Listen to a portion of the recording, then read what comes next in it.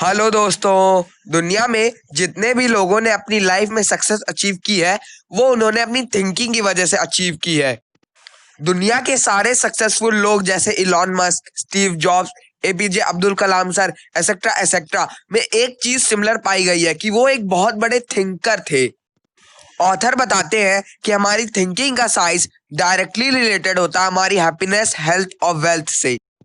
और इस वीडियो में मैं आपके साथ 4 पॉइंट शेयर करूंगा जो आपकी थिंकिंग के साइज को बड़ा करने के लिए आपकी हेल्प करेगा। ये 4 पॉइंट्स मैंने the magic of thinking big book से लिए हैं। Point number 1, believe that you can and you will achieve success. Author बताते हैं कि ट्रू बिलीव में बहुत ज्यादा पावर होती है। अब हाँ, ये सच है कि केवल विश्वास करने से आप अपने गोल्स को अचीव नहीं कर पाएंगे, बट जब आप विश्वास कर लेते हैं कि हाँ आप अपने गोल्स को अचीव कर लेते हैं तो फिर उससे होता क्या है, उससे फिर आपके माइंड में क्लियरनेस आ जाती है जिससे फिर वो आपको एक्शंस लेने के लिए ट्रिगर करता है और अल्टीमेटली आप अपने गोल्स को अचीव कर लेते हैं करेक्ट एक्शंस लेकर। इसलिए अपनी थिंकिंग के साइज को बड़ा करने और अपने गोल्स को अचीव करने का फर्स्ट स्टेप है विश्वास करना। एक ऐसा टाइम था जब एप्पल बहुत ज्यादा लॉस में जा रही थी और वो एक बहुत बड़ा फेलियर साबित हुई थी। और तो और सभी इन्वेस्टर्स और शेयर होल्डर्स ने ये तक कह दिया था कि अब ये कंपनी खत्म हो गई है। बट स्टीव जॉब्स जो कि एप्पल के को फाउंडर है, उनके अंदर एक बिलीव था कि हाँ मैं एप्पल को सक्सेसफुल बना कर रहूंगा चाहे कुछ भी हो जाए। जॉब्स का ये बिलीव ही था जिसने आज एप्पल को दुनिया की सबसे बड़ी कंपनी बना दिया है। और स्टीव जॉब्स आज दुनिया के सबसे बड़े थिंकर्स में से एक माने जाते हैं। आपका जो भी गोल हो, एक सक्सेसफुल बिजनेस स्टार्ट करना, एक अच्छा एक्टर बनना या एक सक्सेसफुल क्रिकेटर बनना, हम सभी के गोल्स अलग अलग हो सकते हैं, बट कॉमन ये होना चाहिए कि हम सभी में एक विश्वास होना चाहिए कि हाँ हम अपने गोल्स को अचीव कर सकते हैं। So believe that you can and you will achieve success. Point number 2, think big to achieve big. Author बताते हैं कि ज्यादातर लोगों की सोच बहुत छोटी होती है।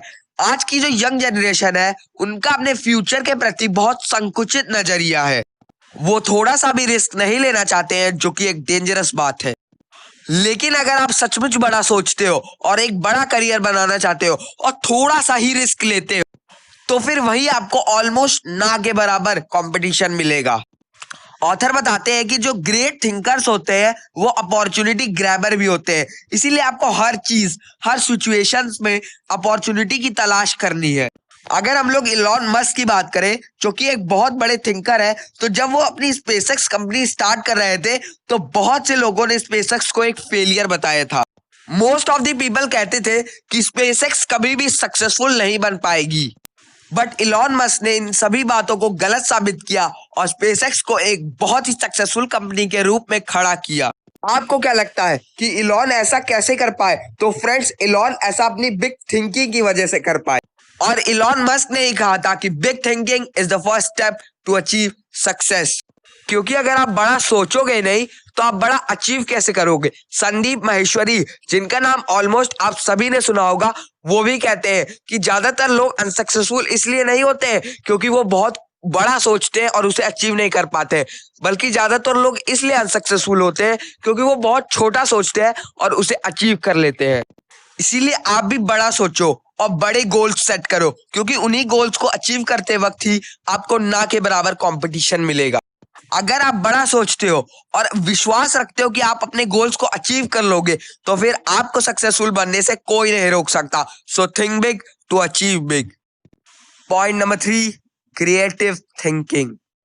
दोस्तों देखिए, क्रिएटिव थिंकिंग का मतलब सबके लिए अलग अलग हो सकता है। किसी कम आमदनी वाले परिवार को अपने बच्चे को किसी फेमस यूनिवर्सिटी में भेजने की सोचना क्रिएटिव थिंकिंग हो सकता है। कोई इंसान जिसका इन्वायरमेंट बहुत गंदा है वो अपने इन्वायरमेंट को एकदम क्लीन करने की सोचता है तो वो क्रिएटिव थिंकिंग हो सकता है। क्रिएटिव थिंकिंग यानी रचनात्मक सोच का मतलब है किसी भी काम को करने के नए अच्छे तरीके खोजना।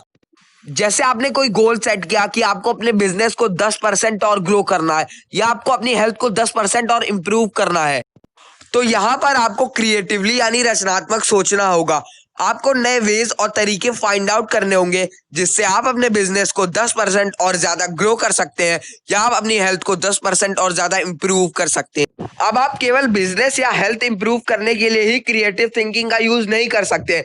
आप किसी भी गोल को अचीव करने के लिए रचनात्मक सोच के लॉजिक को यूज कर सकते हैं। बस जो भी आपका गोल है उसे पूरा करने के और तरीके फाइंड आउट करने हैं, उसे एफिशिएंटली और इफेक्टिवली करने के लिए। That's it. यही है क्रिएटिवली थिंकिंग या रचनात्मक सोच। इसके लिए आप एक फॉर्मूले का यूज कर सकते हैं जिसे कहते हैं द सॉल्टिट्यूड आर। इसमें क्या होता है कि आप 1 घंटे के लिए किसी पीसफुल और शांत जगह पर चले जाए पेन और पेपर लेकर। उसके बाद जो भी आपका टारगेटेड गोल है उसे एकदम टॉप पर लिखे, जैसे अपने बिजनेस को 10% और ज्यादा ग्रो करना। उसके बाद डीपली सोचे कि आप ऐसा क्या कर सकते हैं जिससे आप अपने बिजनेस को 10% तक और ज्यादा ग्रो करें। आपको नए नए तरीके और वेज को डिस्कवर करना है, एक्सप्लोर करना है। और ऐसा नहीं है कि आपको एक ही दिन में सारे आइडियाज मिल जाएंगे। It will take time. कई बार आप डिस्ट्रैक्ट भी होंगे, जैसा कि आप मेडिटेशन के टाइम पर होते हैं, but you have to keep focusing. और धीरे धीरे आप ये नोटिस करोगे कि आपने ऐसे आइडियाज को डिस्कवर किया जिनके बारे में आपने सपने में भी नहीं सोचा था। ये छोटी सी चीज आपके लिए बहुत इफेक्टिव होगी। So think creatively and practice the solitude are daily. Point number 4, what you will think that you will become. ज्यादातर लोगों का बिहेवियर बहुत कॉम्प्लिकेटेड होता है और इसका केवल एक ही कारण है, उनकी सोच। इस कॉन्सेप्ट को मैंने अपने the power of your subconscious mind वाली वीडियो में बहुत अच्छे से समझाया। तो अगर आपने अभी तक वाली वीडियो नहीं देखी है तो जल्दी से देख लो, लिंक डिस्क्रिप्शन में है। आज हमारा जैसा भी बिहेवियर है, जैसी भी लाइफ है, जैसी भी हालत है, वो सब डिपेंड करता है हमारी सोच पर। सोच, हमारी थिंकिंग जैसी भी होती है हम वैसे ही रियल लाइफ में बन जाते हैं। तो अब सवाल आता है कि हम लोग अपनी थिंकिंग के नेचर को चेंज कैसे करें। तो इसका एक सॉल्यूशन है द सॉल्टिट्यूड आर। हम लोग द सॉल्टिट्यूड आर को यूज करके भी अपनी थिंकिंग के नेचर को चेंज कर सकते हैं। इस चीज को मैंने पिछले पॉइंट में भी डिस्कस किया था। इसमें आप क्या करो कि आप एक पेन और पेपर लेकर एक पीसफुल जगह पर 1 घंटे के लिए चले जाओ। उसके बाद अपने थॉट्स को एनालाइज करो और अपने सारे इविल थॉट्स को एक पॉजिटिव वे में चेंज कर दो। बट अपने थॉट के नेचर को ठीक करने का एक और सॉल्यूशन है, द क्वेश्चन मेथड। इस मेथड में क्या होता है कि जैसे ही आपके माइंड में कोई बुरा थॉट आता है तो आप इमीडिएटली उस थॉट के आगे क्वेश्चन मार्क लगा दो कि क्या ये थॉट सचमुच रियल है। जब भी आप किसी भी थॉट के आगे क्वेश्चन मार्क लगाते हो तो आपको उस थॉट की रियलिटी पता चल जाती है कि क्या वो थॉट सचमुच रियल है कि आप केवल इमेजिन कर रहे हो। आप इस क्वेश्चन मेथड को हर थॉट और हर सिचुएशन के साथ यूज कर सकते हो उस थॉट या सिचुएशन की रियलिटी जानने के लिए। तो अगर आप किसी भी सिचुएशन में फंसे हो तो बस उसके आगे एक क्वेश्चन मार्क लगा दो, आपको ऑटोमेटिकली उस सिचुएशन की रियलिटी पता चल जाएगी। इससे फिर धीरे धीरे आपके थॉट का नेचर भी ठीक होगा। ये औसम बातें मैंने आपको the magic of thinking big book by David जे से बताई है। इस बुक का मैंने एक और पार्ट बनाया है जो मैं इस अपकमिंग संडे को अपलोड कर दूंगा। उस वीडियो में मैंने प्रोक्रास्टिनेशन को ओवरकम करने के लिए कई वेज बताए हैं जो आपके लिए सच में बहुत यूजफुल होगा। सो प्लीज उसे चेकआउट करना।